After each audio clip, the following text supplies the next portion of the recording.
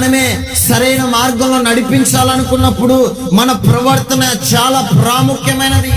నీవు చెడు మార్గంలో నడుస్తూ నీ పిల్లలను మంచి మార్గంలో నడిపించాలంటే ఎలా నడిపించబడతావు?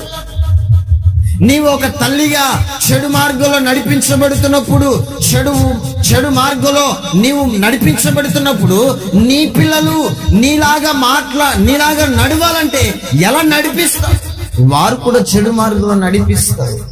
నీవు ఒక తండ్రివై నీవు మంచి మార్గంలో నడుస్తూ, నీవు ఒక తండ్రిలాగా ప్రవర్తిస్తూ నీవు నీ పిల్లలను నీవు సరైన మార్గంలో నడిపించుదువుగాక.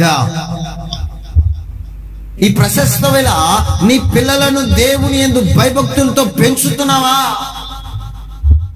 నా ప్రియ దేవుని యొక్క బిడ్డలారా, ఆయన అంటున్నాడు, పిల్లలారా మీరు వచ్చిన మాట వినండి, యెహోవా యందు భయభక్తులు నేను మీకు నేర్పుతాను.